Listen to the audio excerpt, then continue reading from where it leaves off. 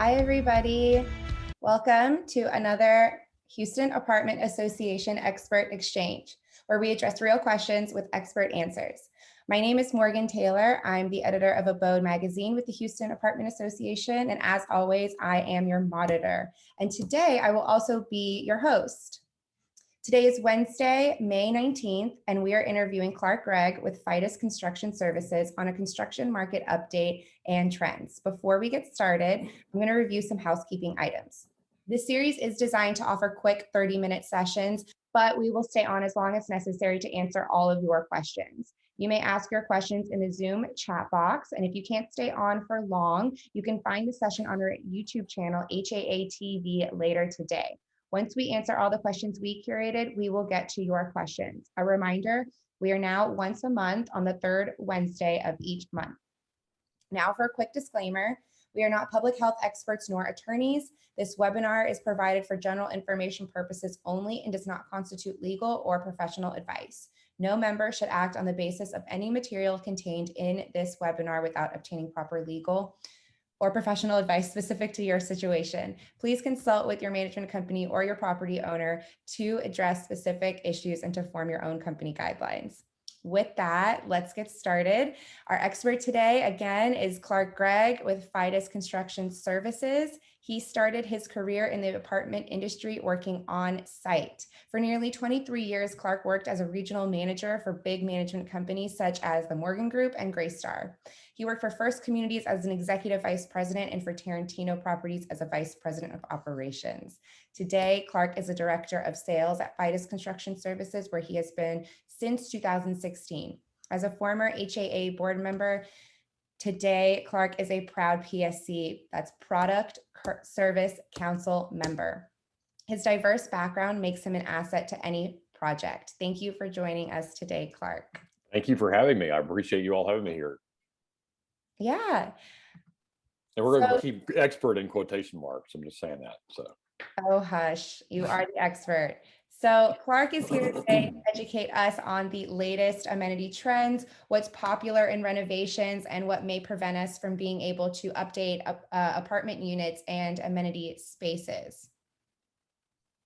So let's just really quick before we get started, kind of, Clark, if you wouldn't mind sharing what exactly FIDUS Construction Services does. Sure. Yeah, we've been in business for about 6 years now, and our primary focus is on doing interior and exterior renovations for everything except for doing interiors of pools. So pretty much everything else we will do. Okay, cool. And so tell me what you are absolutely the most busy with right now. Well, as with most of us in the construction realm, a lot of it's been focused on buildbacks for the last couple of months since the freeze occurred. I will say, though, I'm glad to see more and more of our clients that had pushed projects off from last year until this year are starting to go back and start doing the work that needed to be done last year as far as exterior paints, roofing replacements, and stuff like that. But we're still very much involved with the interior buildbacks as a result of the flooding that occurred. Right, from the freeze. From the freeze, that's correct. Right. Yeah. Right. Okay. Gosh. We're also getting more and more busy with due diligence services. I mean, a lot of our clients seem to as everybody knows, we're seeing a much more active market right now. A lot of people are trying to sell their properties, a lot of interested buyers out there. So we've been asked more and more to go out and start doing due diligences again, which we didn't see a whole lot of that in 2020, but we're seeing more of it now in 2021.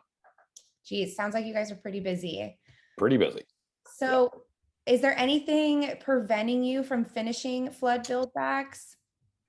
So a couple of things, really, more than anything else. It's really waiting on insurance. I mean, there are some clients who will go ahead and move forward with doing the buildbacks without waiting on insurance. They're just going to wait and deal with it later on because they're worried more about vacancy loss occurring in the units for too long of a period of time. Maybe they don't have a policy in place that allows for business interruption that will cover rents for an extended period of time. So they want to just go ahead and start building the units back and then deal with insurance later. Then there are others who want to go ahead and wait for insurance to come in, either whether it's just wait until they get the adjuster's scope of work, or if they want to wait until they actually get the check done, actually into them before they'll actually have the work done. It just kind of varies. So insurance is probably the biggest stumbling block for some of them. But then you also run into situations like in the city of Austin, for instance. We're doing bunch of build back work in Austin right now, and it's not really applicable to Houston, but kind of is, only because we are supposed to be pulling permits as well for a lot of the build back work here.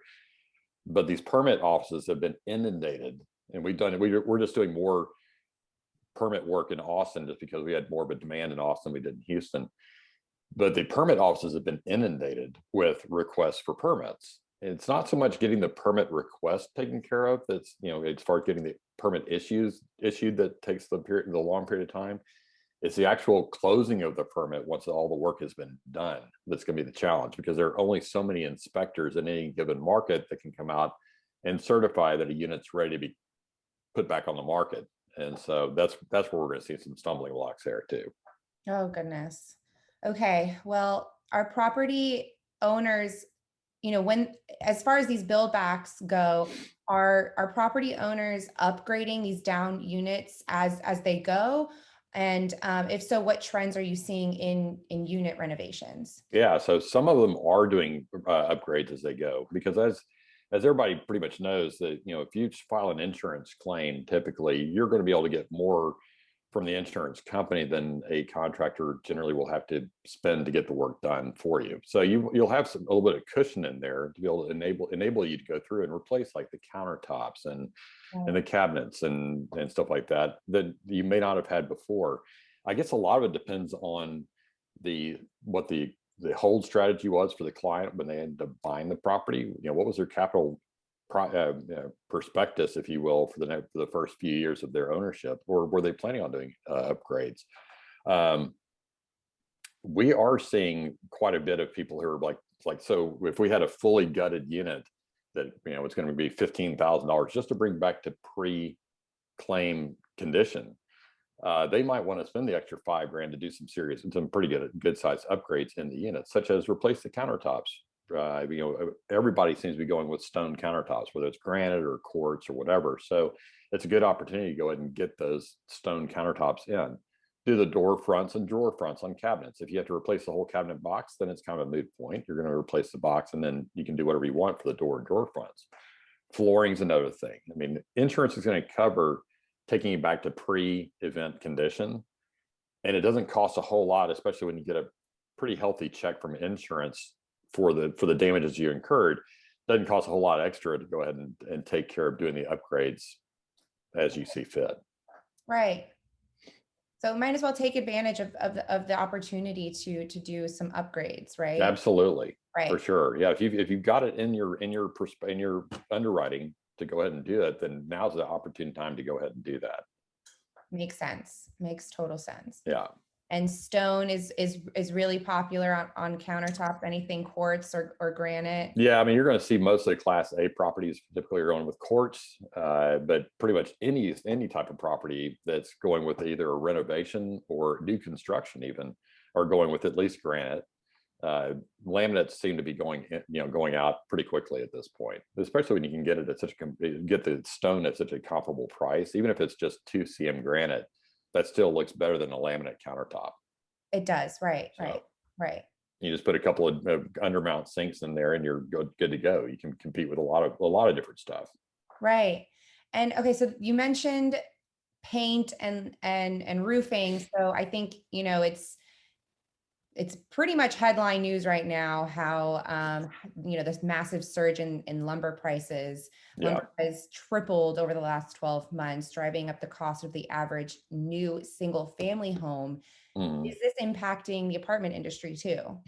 Sure, in a couple of different ways. I mean, it's impacting the apartment industry in that I think you're going to see, even though there's still a whole lot of new construction that's going on currently, we're going to see, as far as new single family homes go, because the prices are going to go up so much and already have gone up so much, it's going to drive people away from wanting to buy those new single family homes. You're seeing more people buying existing single family homes that may need some renovations done to them or something like that. But even then, once we start seeing interest rates start going up as a result of inflation and so forth, we're probably going to see that trickle down as well, which will positively impact the apartment market. But the other way it's impacting the multifamily market is, yes, we're seeing a major increase in materials, labor. Labor's in a huge demand right now. I mean, right after this freeze occurred, every drywaller and painter in town wanted to just basically start naming their own price for what they wanted to do the work for. So, and a lot of us contractors use the same subs. There's kind of a pool of subs that will go around between the different, like the Camps and the FIDUSes and the Gem Stars and Guardians, those guys. But they're going to be shopping around to see who they can get the best pricing from. So we've run into that as well. Yeah, Does that answer the question? I it mean, I will say also, following not only the freeze that we had this year, but also all the storms that hit Louisiana last year, roofing material prices have gone through the roof as well. I mean, what we're seeing right now is that roofing prices are not guaranteed more than a couple of weeks from the time you send out a quote. And so we're actually having to alter a lot of our roofing prices to reflect that, because we won't know, one, what manufacturer will be able to get the materials from, two, what colors you can get it for, and three, what the pricing will be until we've actually got something set in stone. And then we can call our supplier and say, this is what we've got. What do you have? right. So, Right. And then it's been a challenge. And paint's been a challenge too, right? It has, yeah. Certain lines of paint, like Sherwin-Williams Super Paint, we're hearing we're going to start seeing some serious delays in getting. And we've actually got a couple of exterior jobs that are ongoing right now that are calling for super paint.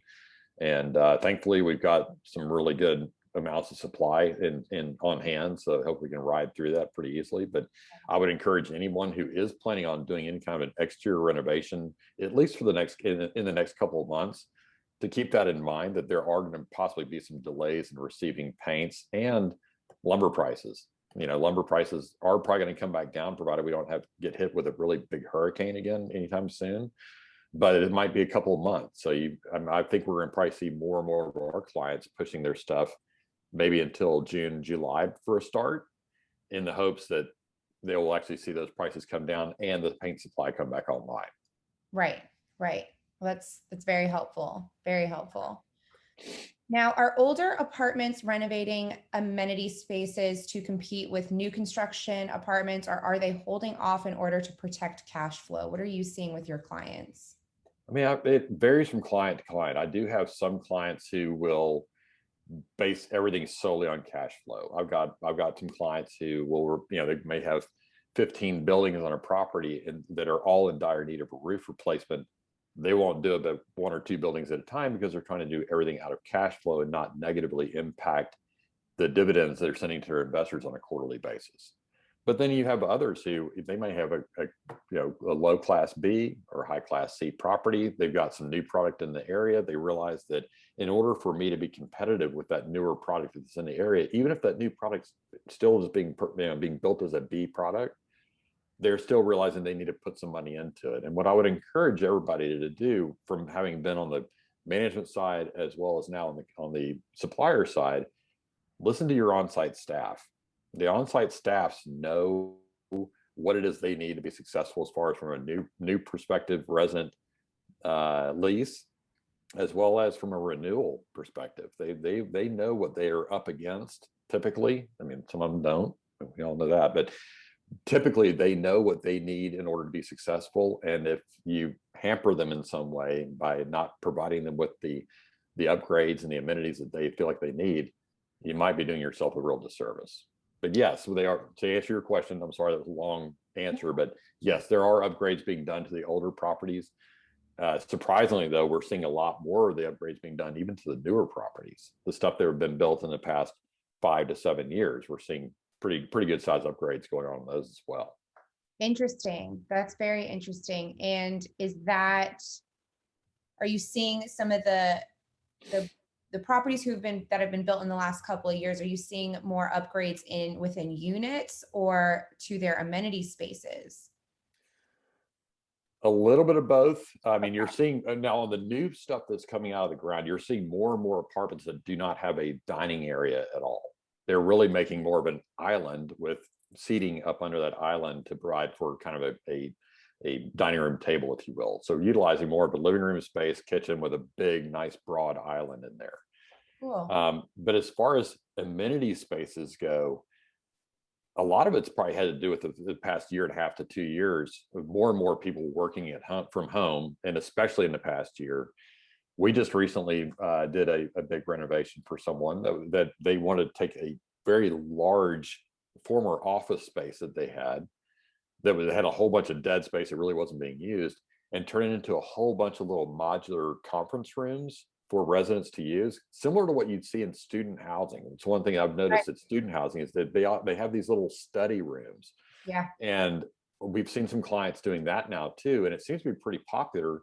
And I would guess that some of those clients could even take it so far as to use that as a revenue generator. They might even be able to rent those rooms out, even for, whether for an hour or a day or whatever, in order to accommodate their residents who just want a change of scenery instead of sitting at the same old desk in their apartment. They never seem to get away. Well, they can go downstairs and use this little conference room in the office space.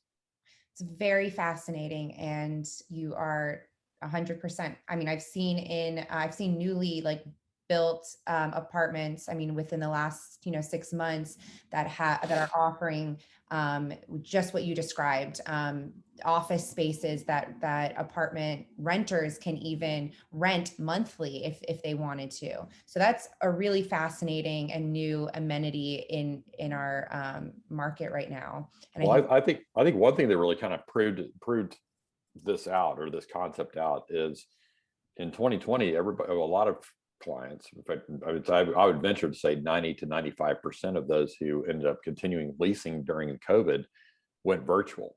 So that kind of eliminated a need for additional on-site personnel. It eliminated the need for additional desks for people to sit at. So what are we going to do with all this empty space? Well, we got all these residents living and working from home now. Why not utilize the space for that?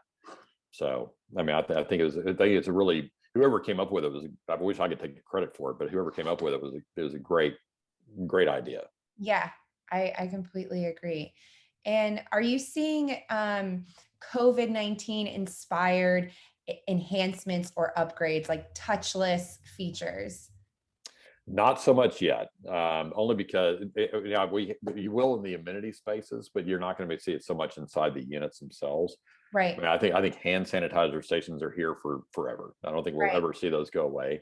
But no, I haven't seen a ton of touchless um, features inside amenity spaces, but I think we'll see that more and more with like sinks, where you'll see the touchless faucets. You'll see the doors that don't require a fob, or if they do require a fob, they will still have that little foot lever at the bottom. You can put your foot on and pull the door open, so you don't have to worry about touching the handle. That will become more and more common. But so far, we haven't seen a ton of demand for that or requests for that. Interesting. Good to know. Good to know. Now, is there anything that we need to consider as we plan for upgrades and renovations in 2021? Supply chain issues, labor shortages, you sort of touched on this earlier. Well, I think that, keep in mind, like for any kind of renovations, like for roofing, again, keep in mind the fact that you probably won't know the manufacturer, style, color, all that kind of stuff, and really even a final price until you've actually agreed to the contract. So you have to be somewhat flexible if you need a roof replacement, or if you just want a roof replacement, which most people wait for a claim to do that too. Same thing with paint. You can be mindful of what type of paint you use. Some paints that there will be a back order issue. Sherwin-Williams Super Paint, again, is a 7-year warranted paint. If you can go with a 6-year warranted paint, right now they're not having issues with that. So it all depends on what your hold period is for the property. If you're planning on holding the property for 3 to 5 years, and you can go with a 6-year warranted paint as applied properly, that would serve your purposes through your hold period, I would think. Right. So those are some of the things to kind of think about. Any kind of new structures that you might be wanting to build, keep in mind that, one, it needs to be permitted, and two, lumber prices are through the roof right now. So it may be better if it's something that's an optional add-on to your property, that perhaps you wait a little while to get that thing done, and hope that we don't have a big hurricane season. Right. And at the end of the day, your supplier partner is your biggest asset in planning renovations and upgrades. So, And the idea, for no matter who it is you use as a supplier partner, the idea is at the outset of the job, the expectations are laid out there. Everybody discusses what kind of issues we're going to have, so we can adjust the time frame accordingly. And I think that all of my co suppliers in the industry, they were also in construction as well, would agree that as long as those expectations are laid out at the outset, then there aren't any big surprises going down the road. Right, exactly. Yeah. Well, those are all the questions that I have for you today, Clark. I don't have any questions in the chat box, but guys, if you do have any questions, this is your chance to ask. And if you are watching at a later time, if you're watching this on YouTube or on Facebook, please email me at mtaylor@haaonline.org if you do have any questions, and I will pass those along to Clark so that he can answer them for you. All right, well, that was your last and final chance to ask any questions that you may have, and I don't see any other questions in the chat box. So with that, I am going to wrap up today. Again, thank you so much to Clark, Gregg, and FIDUS Construction Services for providing us with such great information. Thank you for having me.